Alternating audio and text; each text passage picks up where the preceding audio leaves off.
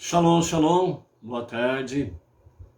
Estamos hoje no dia 28 de outubro do ano 2021, pelo nosso calendário gregoriano, e pelo nosso calendário judaico estamos hoje no dia 22 do mês de Reshvan, do ano 5782.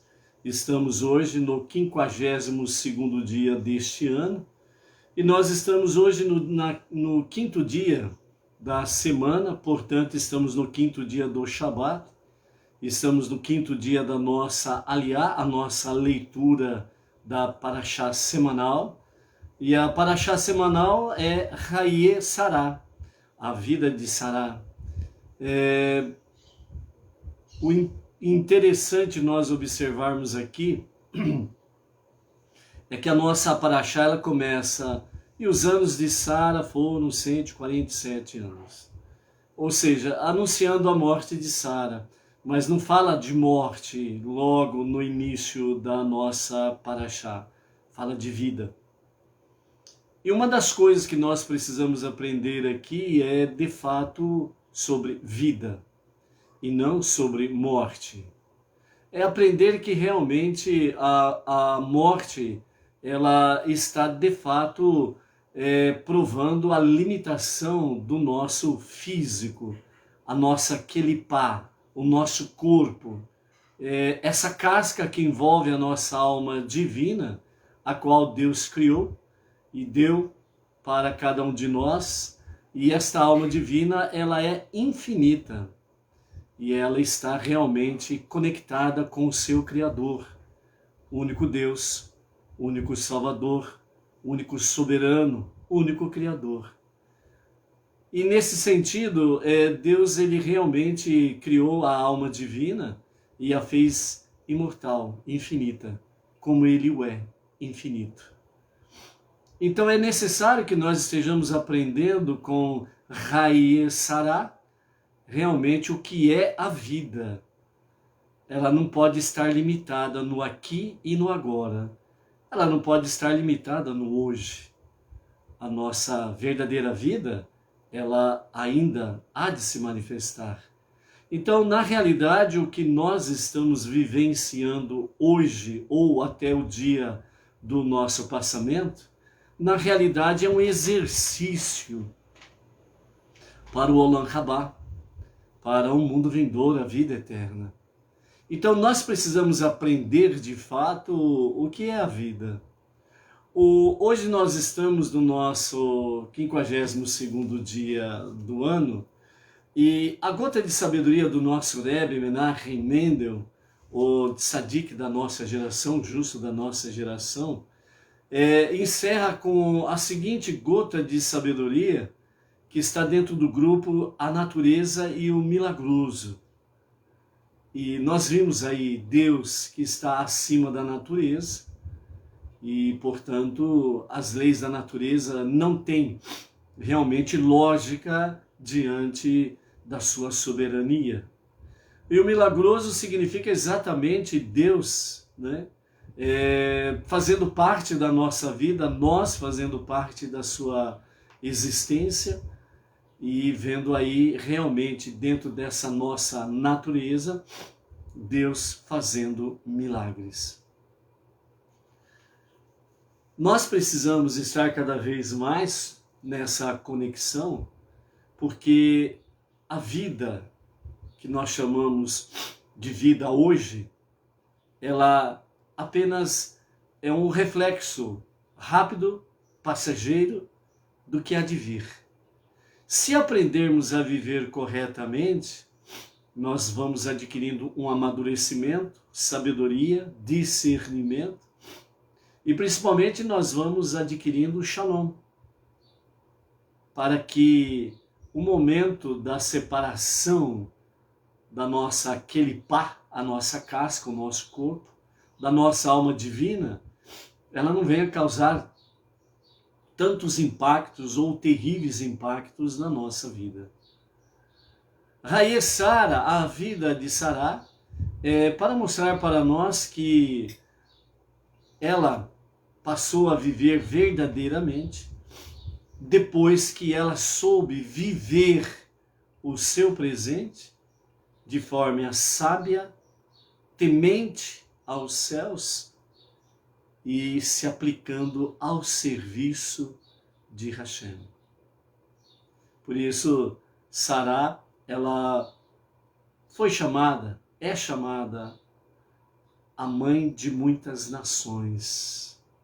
Um exemplo para todas as mulheres e moças judias, um exemplo para todas as mulheres e moças não judias que abraçaram a fé monoteísta com fundamento judaico e com orientação rabínica, está direcionando a sua vida para o Olam Rabá.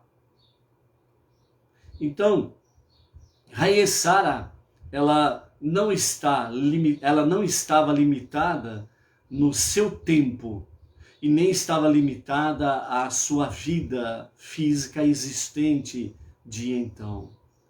Sará, ela realmente tinha a visão do porvir. E por isso, os 3 grandes milagres que aconteciam na vida de Sará, quando teve o passamento, os 3 grandes milagres cessaram. Dentro desse aspecto, Sará vem trazer para nós que nessa gota de sabedoria, somando isso com a gota de sabedoria do nosso Rebbe Menachem Mendel, ou de Tzadik da nossa geração, onde encerrando esse bloco de ensinamentos, de sabedoria, de aplicabilidade nas nossas vidas através da sua sabedoria, nesse grupo a natureza e o milagroso. Então, encerrando esse grupo aqui, ele diz assim: leve uma vida sobrenatural e Deus providenciará os milagres. Foi isso que Sará fez. Ela viveu uma vida sobrenatural. Ela não estava limitada ao tempo e nem ao espaço, por assim dizer. A sua visão era a visão de uma mãe de grandes nações, não somente a nação de Israel, mas a mãe das nações, a mãe da humanidade. Então, viva de uma forma sobrenatural e Deus providenciará os milagres que você, que eu, que nós precisamos. Como viver uma vida sobrenatural? Você não precisa dar piruletas, você não precisa plantar bananeiras, você não precisa subir no trapézio e pular de um trapézio para o outro lá em cima, sem rede de segurança aqui embaixo. Viver uma vida sobrenatural, entre outras coisas, está conectado diretamente àquilo que nós chamamos de as 5 bases ou 5 alicerces para as nossas vidas. Ou seja, Teshuvá, retorno a Deus para um verdadeiro e genuíno arrependimento. Preces diária, tefilá, as suas preces diárias. Estudo da Torá diário, que pela graça e misericórdia de Hashem, estamos indo para o nosso 2º ano propriamente dito. Estudar as 7 leis universais, que está conectado diretamente a todas as nações, e a de Sedaká, praticar atos de bondade, atos de caridade, atos de justiça. Todo ato que você faz de Sedaká, de bondade ou caridade, você está praticando justiça, é o que dizem os nossos sábios. Então, isto é o princípio de uma vida sobrenatural. Então, quando nós estamos vivenciando isso no nosso dia a dia, então Deus está providenciando os milagres diários, não é de vez em quando.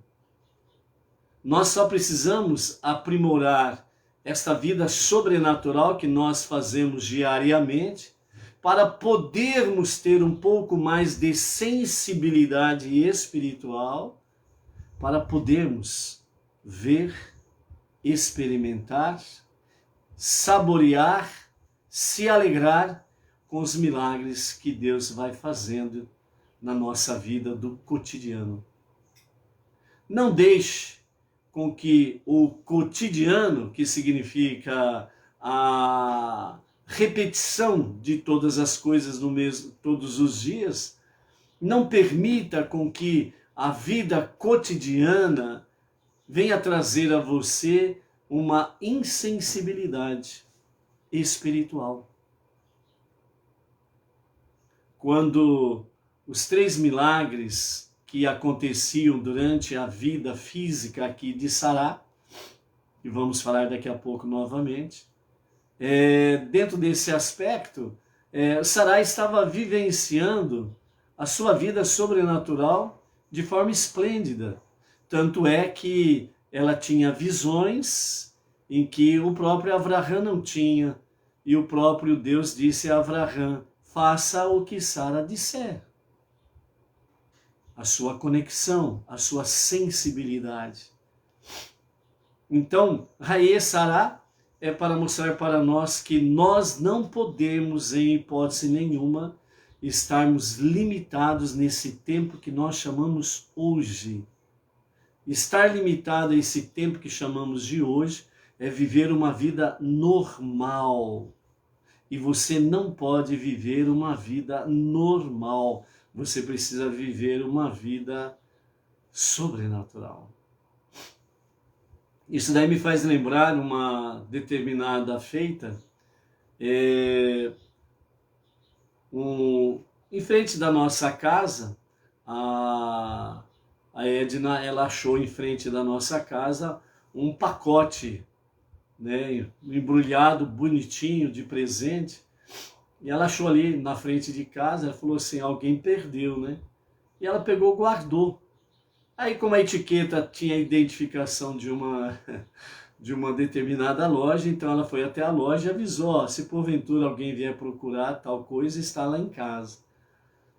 Aí passou o dia, aí no dia seguinte bateram palma lá em casa, aí a Edna saiu para atender, aí tinha lá um senhor, né, que é morador de um sítio. Então ele chegou lá e: bom dia, bom dia. Aí ele falou para ela assim: é aqui que mora o Normal? Por causa do nome Marmol, o rapaz entendeu normal. Então ele perguntou para a Edna: aqui que mora o Normal? Aí a Edna falou: é aqui mesmo. Aí ele falou do pacote, ela entregou e o rapaz foi embora. Então, normal. Então, vivermos uma vida normal é o estilo tradicional. Mas nós não podemos viver uma vida normal. Nós precisamos viver uma vida sobrenatural, para que os milagres aconteçam dia a dia. Então, por isso, amados, né, como diz o nosso Rebbe, viva uma vida sobrenatural e Deus providenciará os milagres. E é uma realidade quando o nosso Rebbe, Menahem Mendel, o líder da nossa geração, ele fala: ó, quando você se torna nada, é quando você ganha tudo. Então, realmente, tornar-se nada é realmente perder aquela conexão de raízes com o terreno, né? As raízes fincadas nesse tempo chamado hoje, e não há nada mais importante do que o hoje para você. E aí você está limitado a isso. Então, realmente, a morte, o passamento, ele vai assustar tremendamente.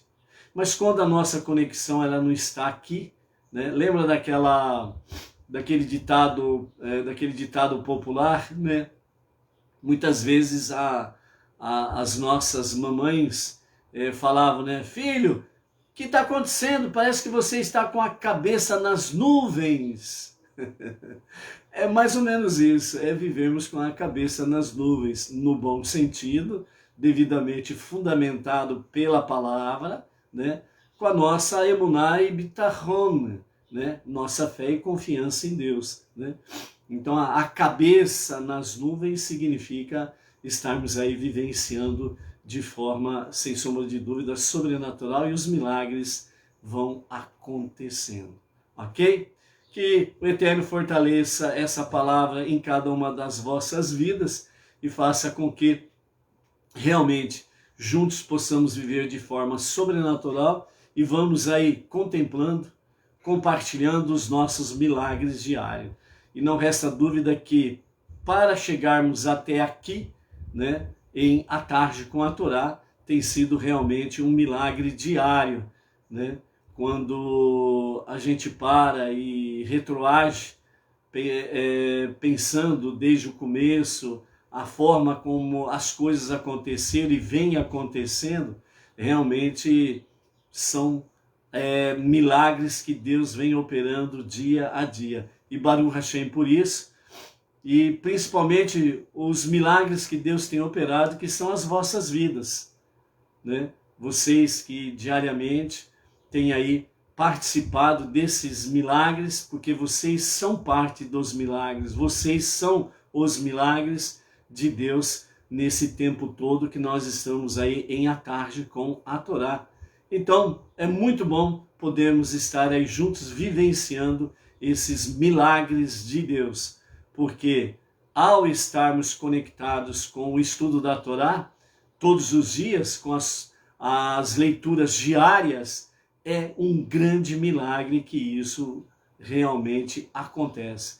Então nós estamos vivendo de uma forma sobrenatural e estamos experimentando milagres. Este é um deles. E se você refletir um pouco mais, você sem sombra de dúvidas estará vendo, falando e realmente reconhecendo tantos outros milagres que Deus está fazendo na tua vida e ao teu redor.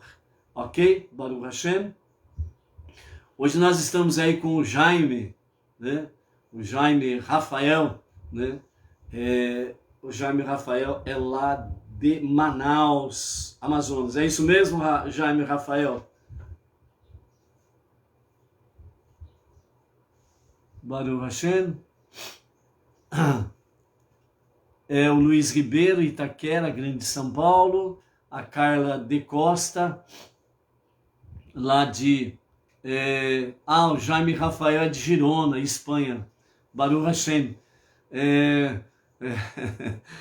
Valeu, Jaime Rafael, e aqueles que estão contigo, seus familiares aí, vivendo de forma sobrenatural em Girona, na Espanha. Baruch Hashem por isso daí. Amém. A Carla de Costa, né, Barra Velha, Santa Catarina. O Luiz Ribeiro, Itaquera, Grande São Paulo. A Donária, lá de Lisboa, Portugal. Baruch Hashem, Donária. Né? A Elizabeth Lobo, lá da cidade do Porto, lá de Portugal também. A Cibele Ludmila, lá de Lisboa, também Portugal, né? Que está aí conectada. Quem mais está por aqui? Deixa eu ver. Baruch Hashem. Ok.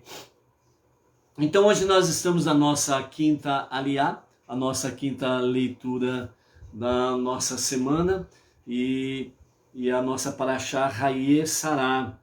Então nós estamos no capítulo 24 de Gênesis, Bereshit, e hoje nós vamos ver aí com os comentários de Rashi, o versículo 53 até o versículo 67 na nossa quinta aliá. Nós estamos aí na continuidade com referência a Eliezer na casa de Betuel, né? O pai de Lavã e Rívica.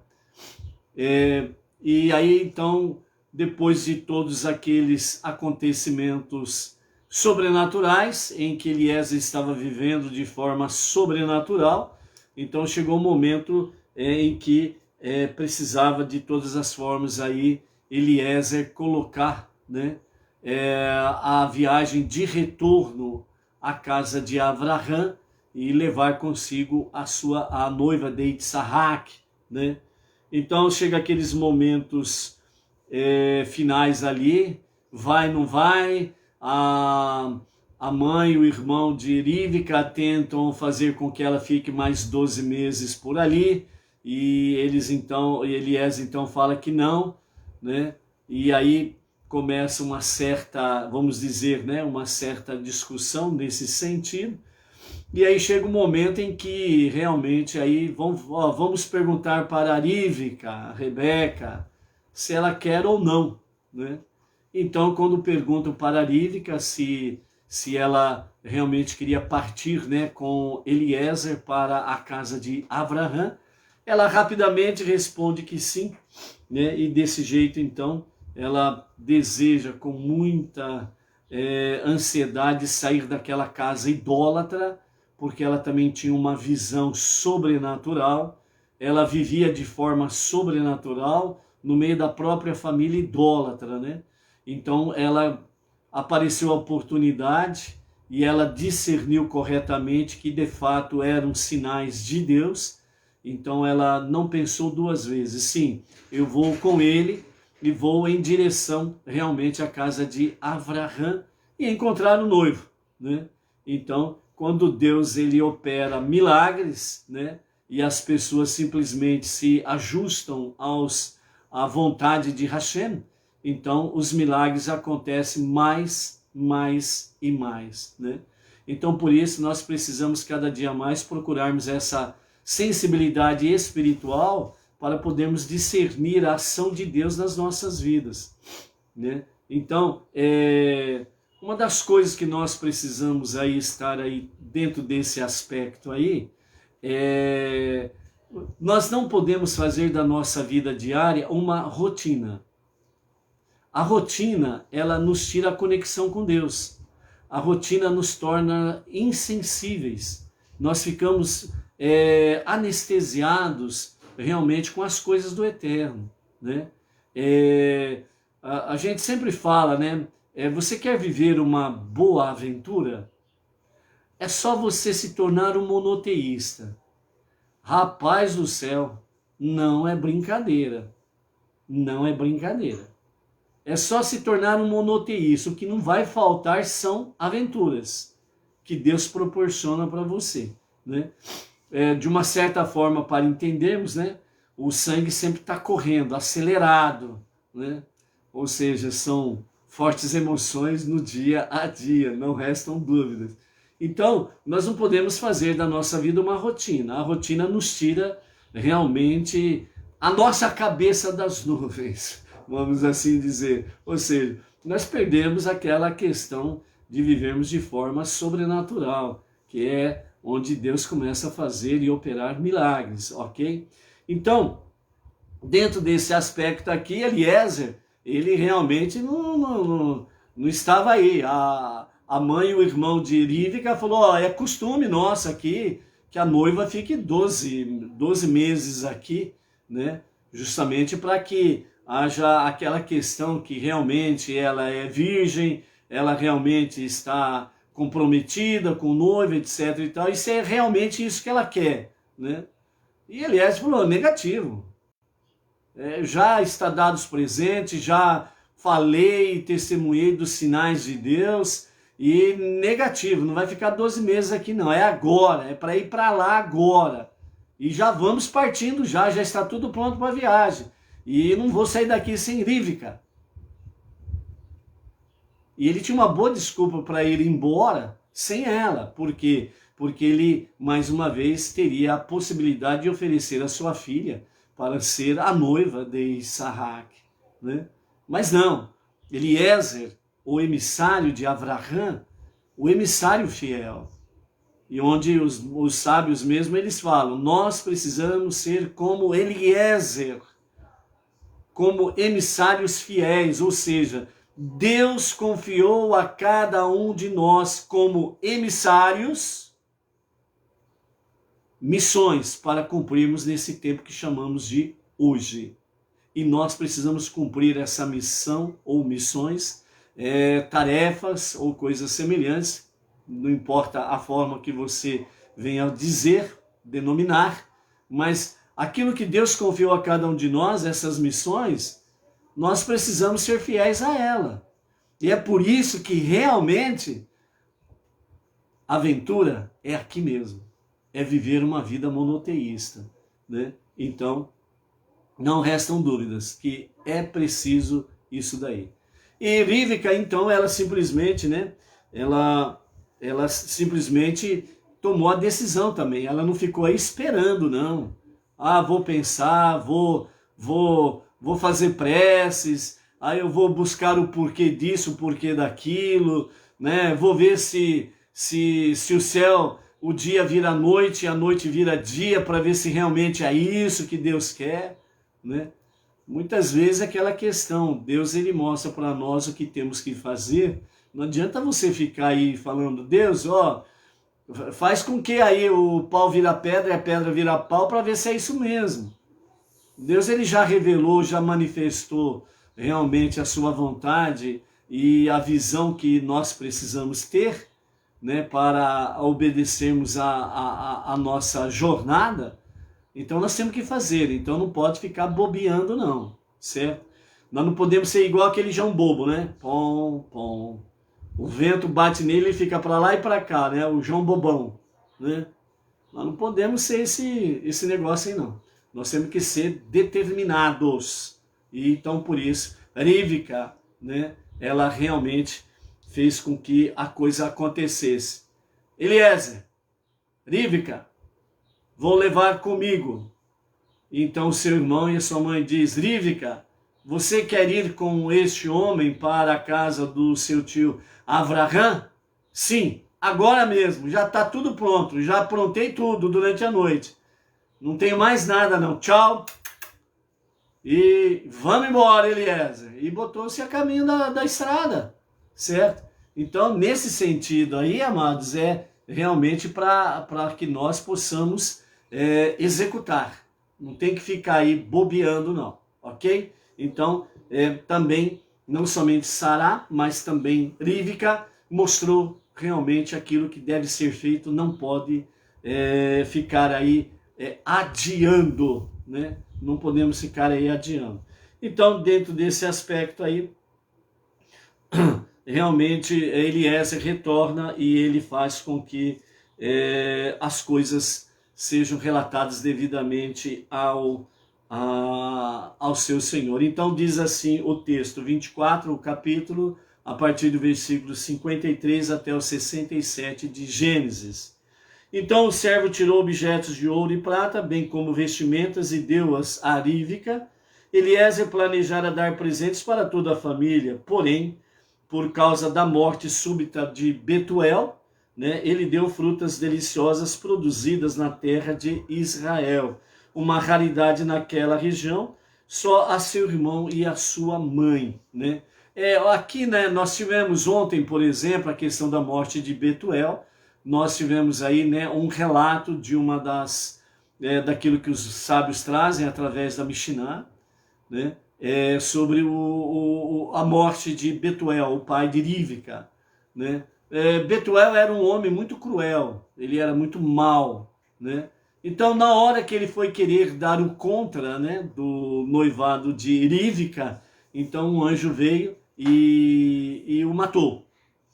Então a morte súbita, a morte repentina de Betuel. Por isso que fala aqui esse versículo 53 sobre essa questão.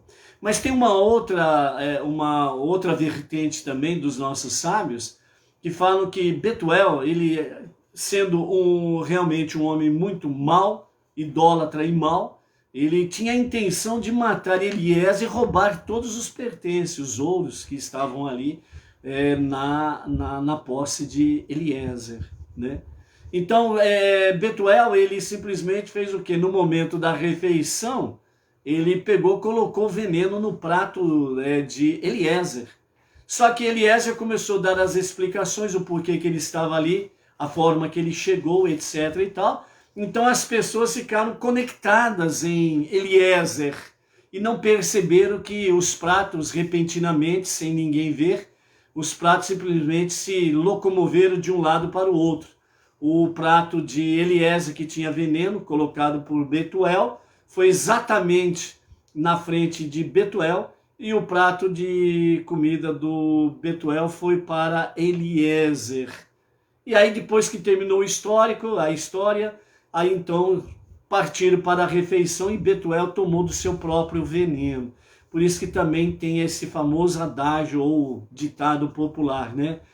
Tomou do próprio veneno, né? Quer dizer, quando alguém deseja um mal para o próximo, esse mal volta para ele. Então ele saboreia o seu próprio veneno, né? Por isso que nós, segundo a sabedoria dos nossos sábios, entre elas do nosso rabino Hafetz Haim, que temos aí diariamente também, né, aqueles 15 minutos de Shemirat Halashon, guardar a língua, né? Então ali, né, Hafetz Haim fala exatamente sobre essa questão. Quando praticamos Lashon Hará, nós estamos dentro do pecado e de Lashon Hará, maledicência, fofoca e companhia limitadas, né, as suas ramificações. E então quando nós destilamos ódio, veneno, isso daí retorna para a própria pessoa. Então por isso, essa também é uma das formas de nós vivermos sobrenatural. Sabia disso? Sabia que ao guardar a língua você está vivendo também de uma forma sobrenatural? Por quê? Estamos abrindo um parênteses aqui. Por quê? Porque quando a nossa língua ela tem aquela coceirinha, né? E a língua não quer ficar dentro da boca, ela quer, né? Quer sair de dentro da boca, né? Fulminar, envenenar o próximo, né? Então, isso está se praticando Lashon Hará, a língua maldita da maledicência, da fofoca, etc. Tal. Então, quando isso acontece, todos nós padecemos essa, né, que nem uma traça, né? Que nem aquela questão, aquele velho ditado, né? Coçar e comer é só começar. Que aí você não para nem de coçar e nem de comer. Então, coçar e comer é só começar, aí não para mais, né? Então é a mesma coisa, começa a falar uma coisinha, aí já vira duas coisinhas, aí já vira uma coisa, depois uma coisona, né? E aí vira uma grande coisa, e vira um inferno, né? Muitas vezes na vida do próximo, e esse inferno retorna para a pessoa que pratica o Lashon Hará, né? Então, Betuel, ele era desse jeito. Só que chegou num momento em que ele não aproveitou as oportunidades do arrependimento, de retornar a Deus para um genuíno arrependimento. E aí dentro desse aspecto aí ele veio para o tudo ou nada. E quando ele vem para o tudo ou nada, ele resolve colocar veneno no prato de alimentação de comida de Eliezer para roubar os tesouros, né?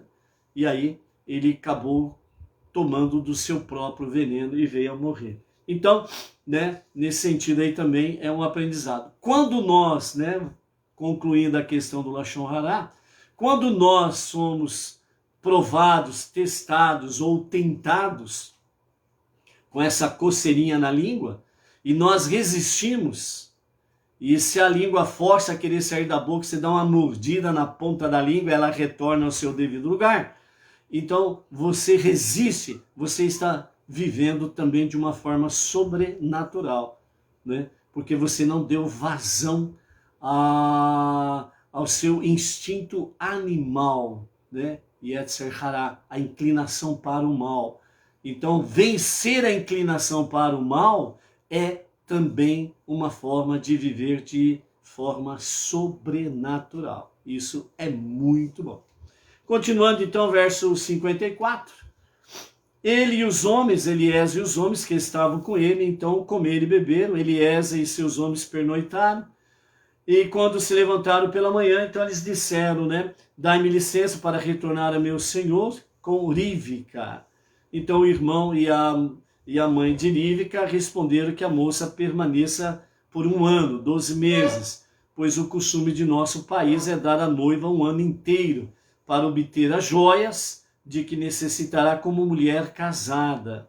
Por outro lado, já lhe deste algumas joias. Se o fizeste a fim de ajudá-la e aprontar-se para o casamento, então estimamos que ela só precise de mais 10 meses para obter o restante das joias.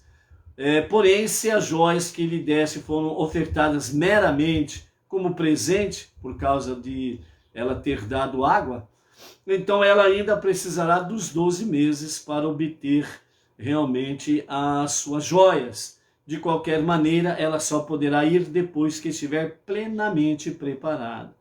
Então Eliezer lhes disse: não me retardeis, agora que Deus fez meu caminho prosperar.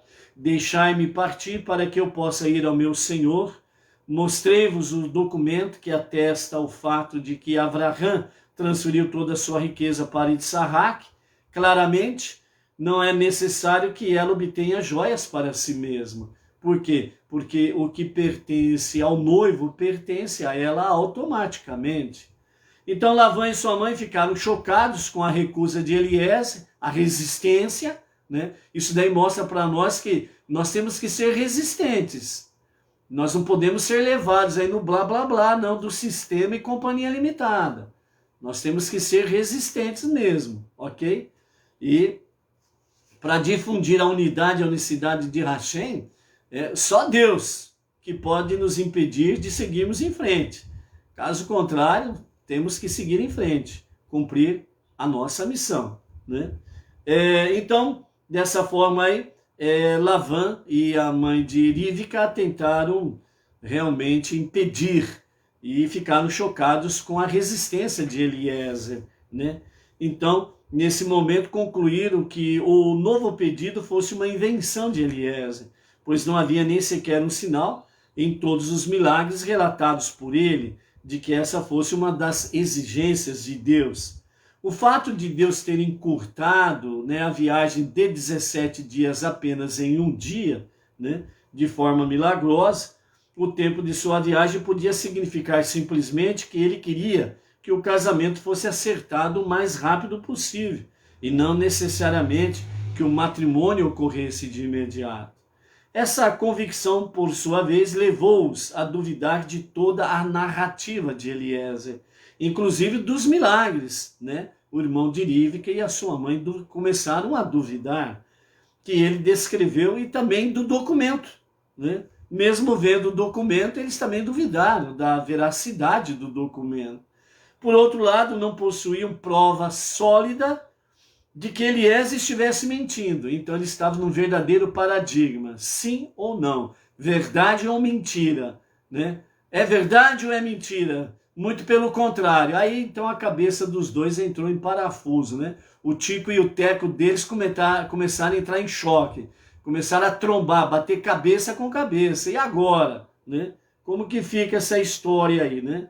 Então, dessa forma aí, como já estavam convencidos de que o matrimônio fora ordenado por Deus, agora cabia opor-se a ele. Por outro lado, não possuíam prova sólida sobre a questão de Eliezer, se estava mentindo ou não, e além disso tinham visto Betuel morrer quando estava prestes a apresentar a objeção no casamento, de modo que ainda pensavam que a união talvez tivesse sido decretada por Deus, né? Ó dúvida cruel, não é assim? Ó dúvida cruel, vou para cima ou vou para baixo? Vou para a direita ou vou para a esquerda? Vou para o norte ou para o sul? Ó dúvida cruel. Eles ficaram desse jeito e o Tico e Teco batendo cabeça.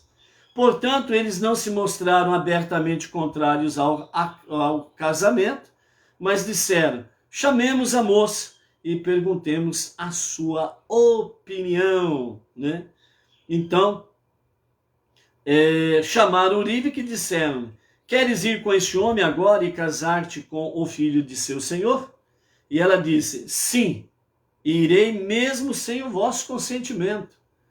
Então eles se despediram de sua irmã Rivka com sua antiga ama de leite, que agora lhe servia de acompanhante.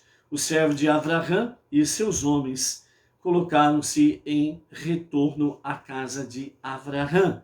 Eles abençoaram Rivka e disseram: nossa irmã, Deus prometeu a Abraão no Monte Moriá que seus descendentes seriam inumeráveis e se apossariam das cidades de seus adversários. Portanto, que de ti provenham milhares de miríades e teus descendentes se apossem das cidades de seus inimigos. que as bênçãos de Deus se realizem só por teu intermédio e não por meio de outra mulher, que teu marido porventura tome mais tarde. Rívica levantou-se com suas moças e elas montaram nos camelos seguindo o homem. O servo assim tomou Rívica e partiu. E Itsarak acabava de chegar a Beer-lahai-roi, onde fora para levar Agar a seu pai, que enviuvara recentemente, a fim de que ele se casasse de novo com ela. Até esse momento, ele estivera morando na região sul, isto é, em Beersheba, ou nas cercanias, mas então se mudou para Hebrom. Itsarak saiu para rezar no campo antes do entardecer, pois além de seguir o costume do pai de rezar no começo do dia, ele instituíra a prática de orar à tarde, ou seja, Avraham instituiu as preces da manhã, Shacharit, Itsarak, ele instituiu as preces da tarde, Mincha, e depois nós vamos ver mais para frente, Yaakov, ele institui as preces da noite, Arvit, né? As preces da noite. E então ele saiu para fazer as suas preces da tarde, e ele olhou para cima e viu camelos se aproximando. Então Rívica, quando levantou os olhos e viu Itsarak, ficou fortemente impressionado com sua aura de santidade e escorregou parcialmente do camelo. E ela disse ao servo: quem é este homem andando pelo campo em nossa direção? E Eliezer respondeu: esse é meu senhor. Então ela tomou o véu e cobriu-se.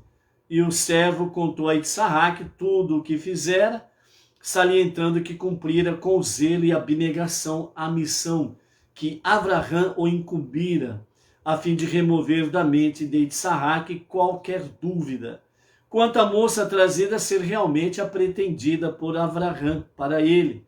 Como prova, descreveu todos os milagres que Deus lhe fizera, inclusive sua chegada miraculosa no mesmo dia da partida, e o fato de que Rívica já estava junto ao poço antes que ele terminasse a sua prece.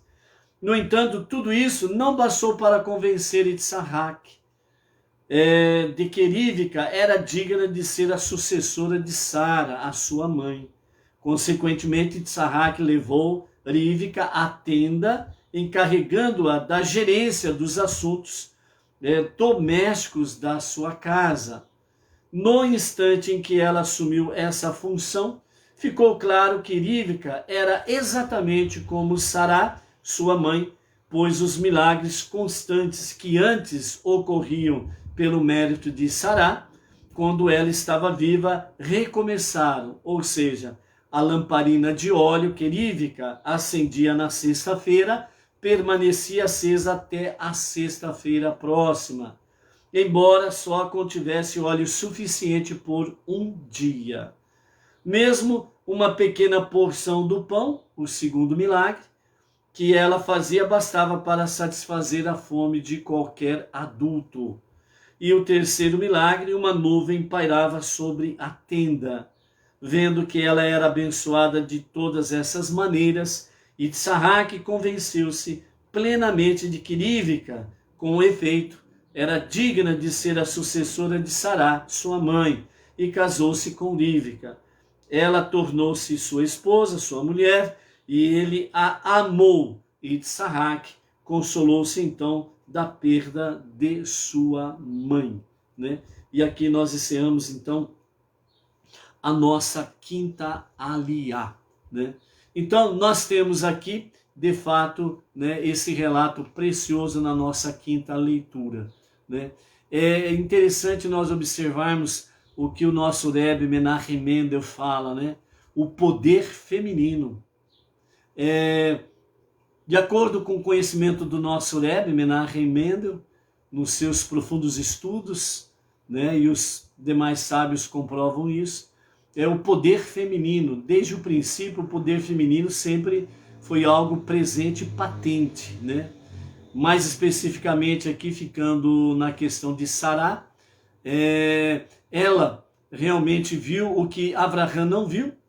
E quando precisou tomar uma decisão, Abraão ficou em dúvida e Deus simplesmente disse a Abraão: tudo que Sara disser, faça.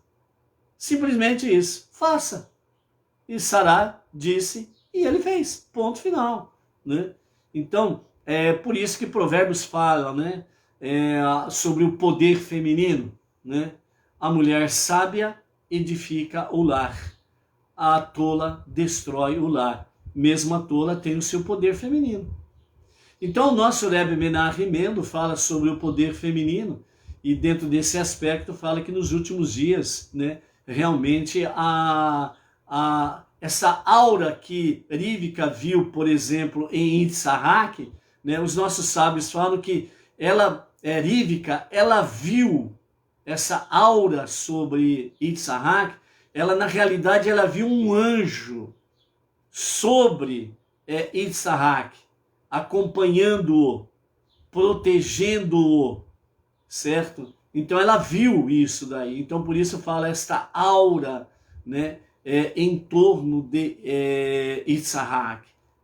Então, essa aura realmente, então Rivka, ela viu, ela discerniu isso daí, certo?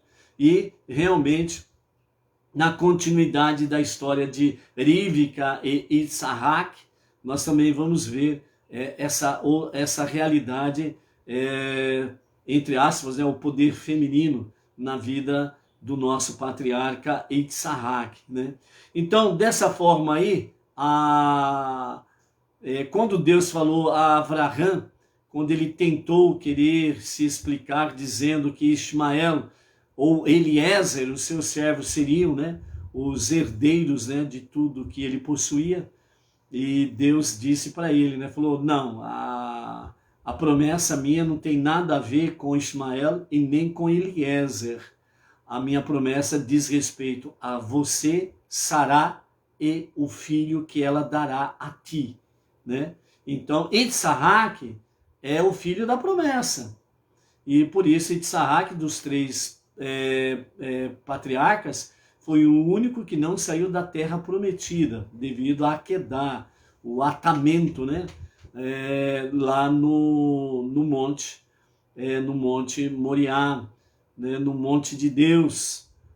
Então, Yitzhak era considerado como a oferta perfeita para Deus. Então, ele não podia sair realmente das fronteiras de Israel.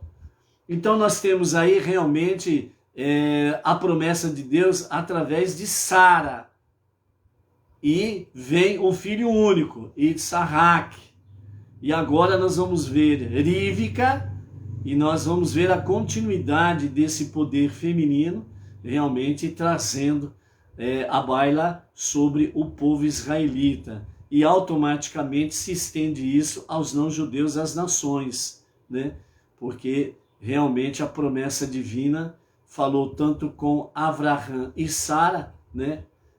Pai das multidões e a princesa das nações, né?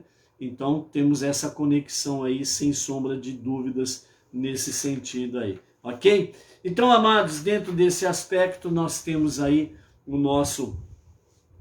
a nossa palavra de hoje, né?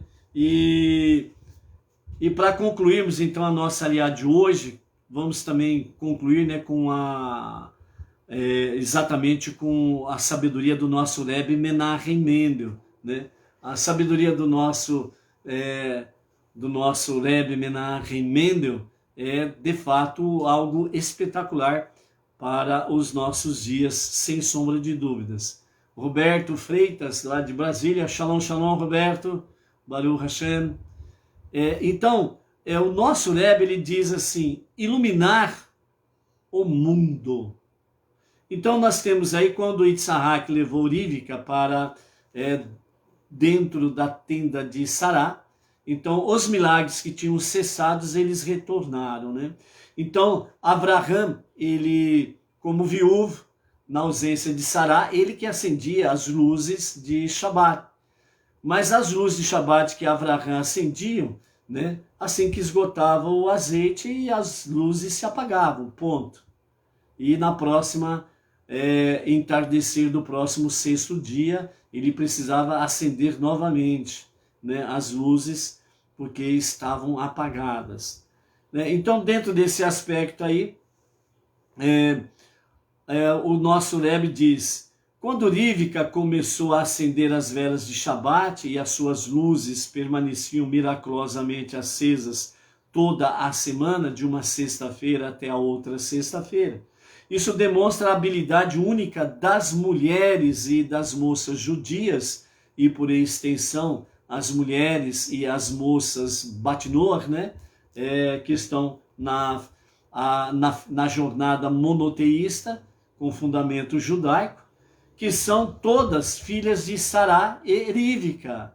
Então, vós, né, mulheres e moças não judias, Batnor, vocês estão dentro dessa categoria, filhas de Sará e Rivka, né? Em influenciar o caráter espiritual do lar, iluminando-o com a santidade do Shabat ao longo de toda a semana seguinte. Embora a luz das velas possa ser visível fisicamente por um período de tempo limitado, você acende as luzes de Shabat, depois de 1 hora ou 2 horas, ou algo semelhante, as luzes das velas se apagam. Apesar de serem vistas de forma visível fisicamente por um curto espaço de tempo, o nosso Rebbe diz: por um período de tempo limitado, essas luzes se apagam. Porém, a sua iluminação espiritual permanece durante toda a semana. Então, por isso o Rebbe diz: iluminar o mundo. Quando nós tivemos a passagem, né, de século aí, né, do famoso 2000 para 2001, depois tivemos, né, a passagem de 2020 para 2021, né? Então, muitas questões aí andam, né, no meio secular, né, onde o que vai acontecer, o que não vai acontecer, né, principalmente na época lá, né, de 1999 para 2000, já começou uma grande preocupação, né? Aí de 2000 para 2001, a virada, né, o bug do milênio, aquelas coisas todas que aconteceram, né? E vai acontecer isso, acontecer aquilo, né? O céu vem para a terra vai para o céu, né? As árvores vão começar a aparecer no céu e as nuvens vão começar a aparecer no solo da terra. Então começam os profetas da fome, os profetas apocalípticos, né? Que vai virar tudo uma bagunça, um caos, né? É interessante que o mundo religioso torce pelo caos, né? Até parece que faz parte da esquerda socialista comunista, né? Quanto pior, melhor. Né? E profeticamente não tem nada disso, né? Nós temos as profecias que nos falam a respeito dos últimos dias, né? Com muita luz, muita presença divina, que é justamente a preparação para a revelação de Mashiach. Por isso que nós estamos aqui, o movimento Beneinô está crescendo mundialmente, para trazer mais luz aqui, né? Então, dentro desse aspecto aí, né, foi questionado lá a virada do milênio. Então, nos Estados Unidos foi perguntado lá para uma determinada pessoa, não me lembro quem especificamente, mas foi manchete na época lá.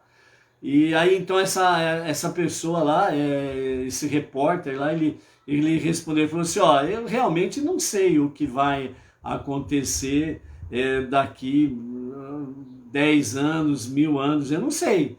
Eu só sei de uma coisa, ó, quando chegar a próxima virada do milênio, eu só sei de uma coisa, que as mulheres judias vão continuar a estar acendendo as luzes de Shabat, ponto. Que o conhecimento judaico nos Estados Unidos é muito grande, né?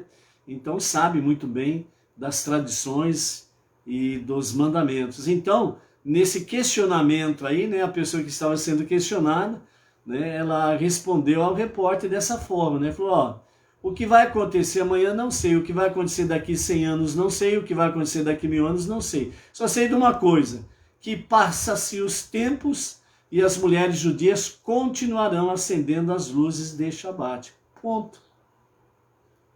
Assim, somando as mulheres judias, começaram de um bom tempo para cá, né, as mulheres e as moças não judias, Batnor, né, com a jornada monoteísta com fundamento judaico, começaram a somar com as mulheres e as moças judias no acendimento das luzes. Então, o nosso Rebbe diz que quando um lar ele acende as luzes de Shabat, isto é trazer também uma das formas de trazer mais luz para este mundo.